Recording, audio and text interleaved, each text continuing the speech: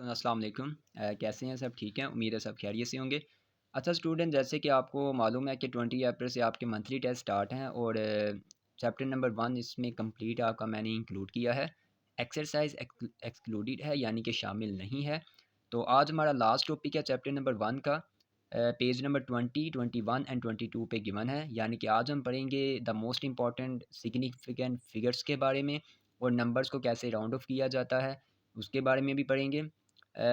इसके अलावा जो हमारा प्रीवियस लेक्चर था जिसमें मैंने आपको मेजरिंग इंस्ट्रूमेंट के बारे में बताया था, उसमें हमारे 2 टॉपिक रहते थे, जो कि यहाँ पे आप देख भी सकते हैं। इन दोनों टॉपिक्स में क्या लिखा हुआ है मैं आपको एक अलहदा पेज पर समझाता हूँ, यानी कि हम मेजरिंग सिलेंडर को इस्तेमाल कैसे करते हैं या हम किसी इर्रेगुलर शेप का वॉल्यूम कैसे मेजर कर सकते हैं। तो इसमें आपको बेसिकली ये पैराग्राफ तो कंप्लीट करना है याद, लेकिन इसको आपने जस्ट रीड करना है, इसको समझना है।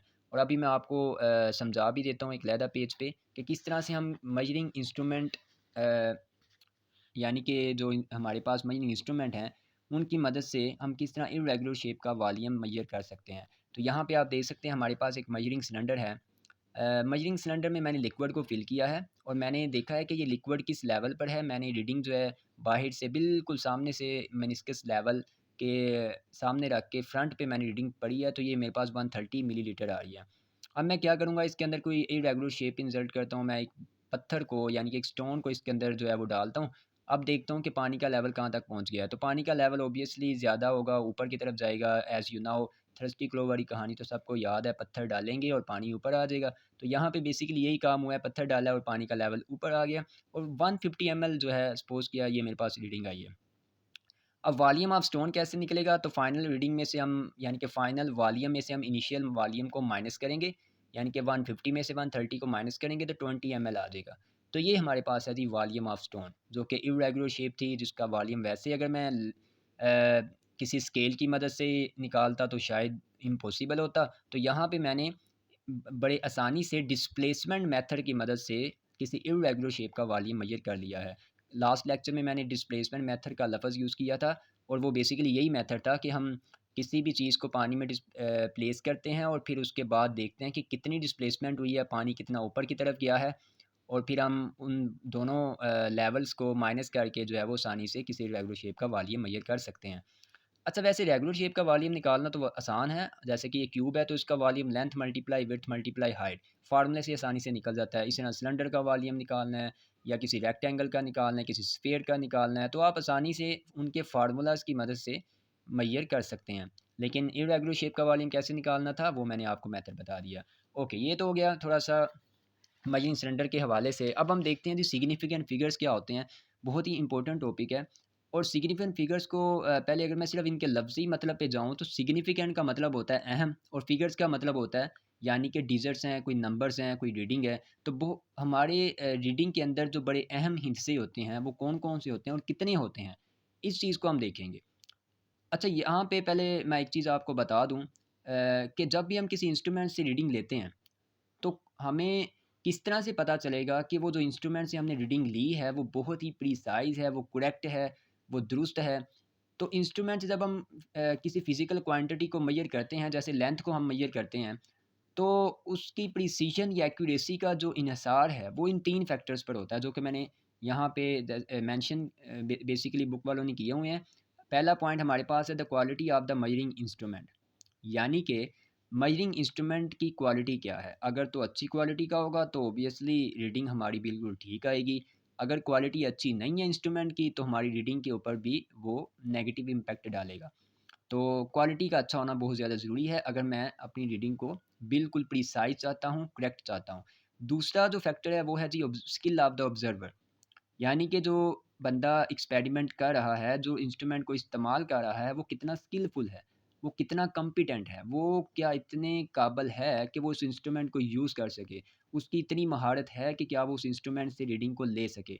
तो मतलब कि स्किल भी बड़ा मैटर करता है उस पर्सन का जो कि इंस्ट्रूमेंट को इस्तेमाल कर रहा है।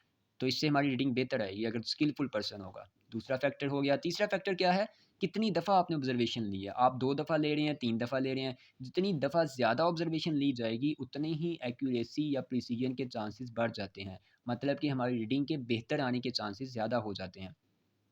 ज़ाहिर-सी बात है अगर एक दफ़ा रीडिंग लेंगे तो मे बी कि ह्यूमन एरर हो सकता है, गलती हो सकती है, इंसानों से गलती हो सकती है, तो इसी वजह से हमारी वैल्यू गलत आ सकती है। हाँ, मैं 5-6 दफ़ा रीडिंग लेके उसकी एवरेज ले लूँगा तो मुझे थोड़ा-सा मतलब कि डाउटफुल जो फैक्टर है वो कम हो जाएगा और मुझे ज़रा अंडरस्टैंडिंग बेहतर हो जाएगी जी मैंने जो वैल्यू ली है वो अब बेहतर है। तो नंबर ऑफ ऑब्ज़र्वेशन भी मैटर करती हैं। ओके, ये हो गया, ये फैक्टर्स आपने याद रखने हैं। अब हम बात करते हैं जी सिग्निफिकेंट फिगर्स को समझने के लिए मैं इंस्ट्रूमेंट का इस्तेमाल करता हूँ, मुख्तलिफ इंस्ट्रूमेंट का, और ये मैंने एक एग्ज़ाम्पल यहाँ पे लिखी है जो कि आपकी बुक पर भी है। सबसे पहले तो यहाँ पे अगर आप देखें मुख्तलिफ रीडिंग्स मैंने लिखी हुई हैं। फर्स्ट रीडिंग में 18 सेंटीमीटर, यहाँ पे अगर आप देखें तो मैंने जो इंस्ट्रूमेंट इस्तेमाल किया है वो है मेजरिंग टेप की मदद से मैंने ये लेंथ मेजर की है। किसी बुक की लेंथ मैंने सपोज़ किया है कि ये मेजर की है 18 सेंटीमीटर। अच्छा, तो यहाँ पे अगर आप देखें तो हमारे पास जो फर्स्ट डिजिट है ये तो नाउन डिजिट है, मतलब कि इसके बारे में मैं मुकम्मल तौर पर श्योर हूँ कि ये बिल्कुल ठीक है। लेकिन 8 के बारे में मुझे थोड़ा-सा डाउट है कि ये 9 या 7 हो सकता था। तो फर्स्ट नाउन डिजिट, मतलब कि आप इसको इस तरह से डिफाइन करेंगे, all the accurately known digits and the first doubtful digit is called significant figures. तो मतलब कि इसके अंदर जो सिग्निफिकेंट फिगर्स की तादाद है वो 2 है, जैसे कि मैंने यहाँ पे लिखा भी हुआ है कि इसमें 2 सिग्निफिकेंट फिगर्स हैं। ठीक है, जो कि हमें बिल्कुल एग्जैक्ट कंसेप्ट देते हैं किसी भी रीडिंग के बारे में। अब अगर मैं बात करता हूँ नेक्स्ट अगली एग्जांपल की, तो एक दूसरा स्टूडेंट उसने उसी बुक की लेंथ मेजर की है, जिस बुक की लेंथ ऊपर स्टूडेंट ने मेजर की थी मेजरिंग टेप की मदद से। अब उसने मीटर रूल का इस्तेमाल किया। अब मीटर रूल की मदद से वैल्यू आई है जी 18.4 सेंटीमीटर। यहाँ पे कितने सिग्निफिकेंट फिगर्स हैं? यहाँ पे 3 है। क्या वजह है?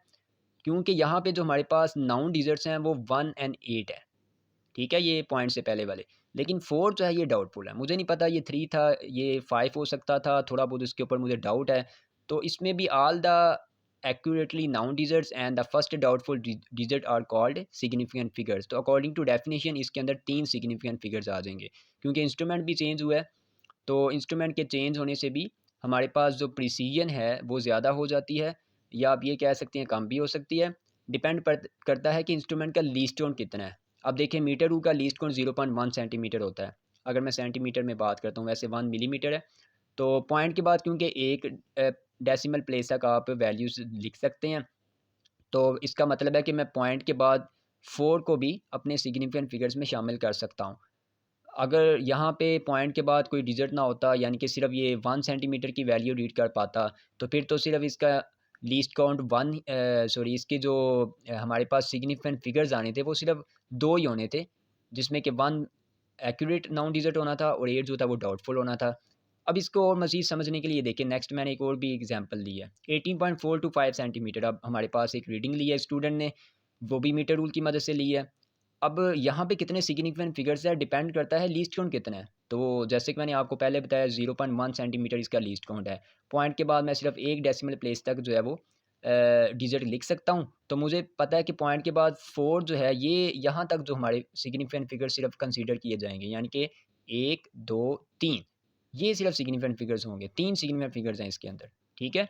2, 5 इस वजह से शामिल नहीं है क्योंकि हम तो सिर्फ़ लीस्ट काउंट के ऊपर ही डिपेंड करते हैं कि जो कि सिर्फ पॉइंट के बाद एक डेसिमल प्लेस तक है, तो हमें भी यहाँ पे पॉइंट के बाद एक डेसिमल प्लेस तक ही रहना है। तो इसमें भी 3 ही सिग्निफिकेंट फिगर्स हैं, ठीक है? और यहाँ पे जो हमारे पास नाउन डिजिट्स हैं वो 1 एंड 8 है, जबकि डाउटफुल डिजिट जो है वो 4 है।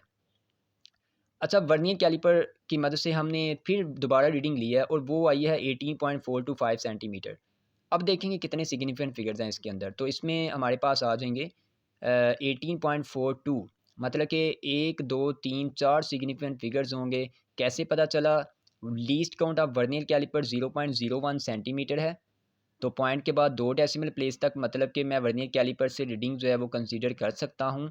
तो पॉइंट के बाद यहाँ पे हमारे पास 2 डिजिट जो हैं वो 4, 2 भी आ जाते हैं। तो इसी वजह से सिर्फ़ हमारे पास जो यहाँ पे सिग्निफिकेंट फिगर्स की तादाद है वो 1, 2, 3 और 4 यहाँ तक होगी। तो 5 को इसमें हम शामिल इस बात से नहीं कर रहे because of the least count of the vernier caliper. फिर अगर मैं माइक्रोमीटर स्क्रू गेज की मदद से रीडिंग लेता हूँ, तो वही रीडिंग आई है। लेकिन यहाँ पे सिग्निफिकेंट फिगर्स की तादाद कितनी होगी? 5। वजह क्या है? क्योंकि इंस्ट्रूमेंट जो अब हमने इस्तेमाल किया है उसका लीस्ट काउंट जो है 0.001 सेंटीमीटर होता है। और ये अगर आप देखिए तो पॉइंट के बाद 3 डेसिमल प्लेस तक रीडिंग को बिल्कुल एक्यूरेट मेजर कर सकता है माइक्रोमीटर स्क्रू गेज। तो मतलब कि पॉइंट के बाद 3 डेसिमल प्लेस तक हमारी फिर जो वैल्यू रीडिंग आएगी वो बिल्कुल ठीक होगी। तो इस वजह से यहाँ पे सिग्निफिकेंट फिगर्स की तादाद होगी 1 2 3 4 5। तो 5 सिग्निफिकेंट फिगर्स हैं। तो इंस्ट्रूमेंट जैसे हम चेंज करते जाएंगे हमारी प्रिसीजन ज़्यादा होती जाएगी। डिपेंड अपॉन के उस इंस्ट्रूमेंट का लीस्ट काउंट कितना था। लीस्ट काउंट जितना हमारे पास यूनिट के हिसाब से कम होता जाएगा उतना ही हमारे पास प्रिसीजन जो है किसी भी वैल्यू के अंदर वो ज़्यादा होती जाएगी। तो माइक्रोमीटर स्क्रू गेज से जो हमने रीडिंग ली है इसके सिग्निफिकेंट फिगर्स की तादाद भी ज़्यादा है और ये ज़्यादा प्रिसाइज भी है क्योंकि इसमें डाउट कम है। मुझे मुझे मुझे पता है कि ये सारे एक्यूरेट नाउन डिजिट्स ही लग रहे हैं। वजह क्योंकि इसकी माइक्रोमीटर स्क्रू गेज की इतनी एबिलिटी थी कि ये बहुत छोटी वैल्यू को रीड कर सकता था। तो इसी वजह से इसमें सिग्निफिकेंट फिगर्स की तादाद अब ज़्यादा है और मैं श्योर हूँ कि ये सारे नंबर्स अब ठीक हैं, जबकि ऊपर वालों में मुझे थोड़ा बहुत डाउट था। तो लेकिन यहाँ पे भी एक बात याद रखें कि 1842 ये सारे नाउन डिजिट्स हैं। लास्ट वाला जो 5 है ये अभी भी इसमें डाउटफुल है। ये 4 हो सकता था, इसके अलावा ये 6 हो सकता था, but it does not matter. हमने तो ये देखना है कि सिग्निफिकेंट फिगर्स कितने हैं। तो इसमें सिग्निफिकेंट फिगर्स 5 हैं and it depend upon the least count of the instrument. चलें जी, ये एक एग्जांपल करवाने के बाद अब मैं इसके रूल की बात करता हूँ जो कि आपकी बुक के ऊपर मेंशन है। इसके टोटल 5 रूल्स दिए हुए हैं। यहाँ पे साइड पे भी ये रूल्स गिवन है, ठीक है, जो कि एग्जांपल के साथ लिखे हुए हैं। तो मैं आपको यहाँ से ही बताता हूँ जो सिग्निफिकेंट फिगर्स हम किस तरह से काउंट कर सकते हैं किसी भी नंबर्स में। जैसे कि आप देखें पहला रूल है digits other than zero are always significant, कि ज़ीरो के अलावा जितने भी हमारे पास नंबर्स होते हैं, नॉन ज़ीरो जो हमारे पास डिजिट्स हैं वो सारे के सारे सिग्निफिकेंट होते हैं। यानी कि अगर 27 की बात करूँ तो इसमें 2 सिग्निफिकेंट फिगर्स हैं, 275 की बात करूँ तो इसमें 3 सिग्निफिकेंट डिजिट्स हैं। तो ये मतलब कि अब हमें ये नहीं पता कि हम कौन सा इंस्ट्रूमेंट इस्तेमाल कर रहे हैं। बस ये सिंपल रूल है कि आप नंबर्स को देखकर आसानी से सिग्निफिकेंट डिजिट्स की तादाद को बता सकते हैं। तो इसमें ऊपर वाले में 2 नीचे वाले में 3। इसी तरह zero between significant digits are also significant, मतलब कि अगर किसी 2 नंबर्स के दरमियान में ज़ीरो आ जाए तो वो भी सिग्निफिकेंट फिगर्स में शामिल होगा। जैसे कि यहाँ पे अब ये ज़ीरो दरमियान में आया है इन डिजिट्स के दरमियान में, तो ये भी अब शामिल किया जाएगा सिग्निफिकेंट फिगर्स में। तो यहाँ पे तादाद कितनी है, 4 हमारे पास सिग्निफिकेंट डिजिट्स हैं। इसी तरह से अगर हम बात करते हैं तीसरे रूल की, तो फाइनल ज़ीरो और zero after decimal are significant, मतलब कि अगर मैं पॉइंट के बाद ज़ीरो को ही हमारे पास रीडिंग में आ जाता है तो ये भी सिग्निफिकेंट फिगर्स में शामिल होते हैं। यहाँ पे हमारे पास जो सिग्निफिकेंट डिजिट्स हैं वो 5 हैं, जैसे कि आप देख सकते हैं 1 2 3 4 5। तो पॉइंट के बाद यानी कि राइट साइड पे जितने भी ज़ीरो आएंगे वो चाहे पॉइंट से पहले आएँ या पॉइंट के बाद में आएँ, वो सिग्निफिकेंट डिजिट्स ही कंसिडर किए जाएंगे।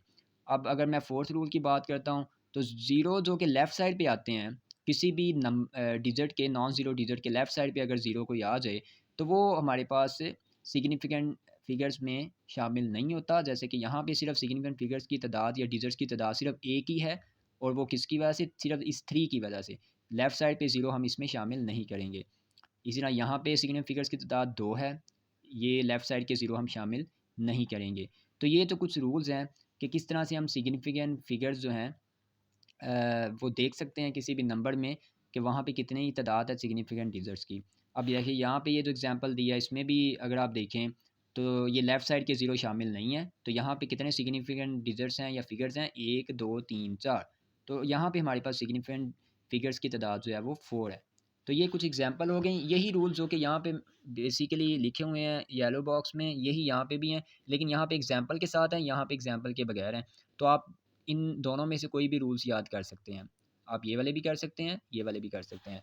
अगर आप नेक्स्ट पेज पे आएँ तो कुछ और भी यहाँ पे उन्होंने बताया हुआ है कि अगर हमारे पास साइंटिफिक नोटेशन में कोई नंबर लिखा आ जाए, तो वैसे यहाँ पे रूल्स हमारे फिनिश हैं। ये एग्जांपल वैसे आपको समझा रहा हूँ ताकि आपका कंसेप्ट मज़ीद क्लियर हो कि अगर कोई इस तरह से साइंटिफिक नोटेशन में नंबर लिखा हुआ आता है तो यहाँ पे सिग्निफिकेंट फिगर्स की तादाद दरअसल कितनी होगी, मल्टीप्लाई के साइन से पहले जो हमारे नंबर्स लिखे जाते हैं, सॉरी डिजिट्स लिखे जाते हैं वो काउंट करने हैं आपने। जैसे कि यहाँ पे 1 2 3 4, तो यहाँ पे सिग्निफिकेंट फिगर्स तादाद जो है वो 4 है।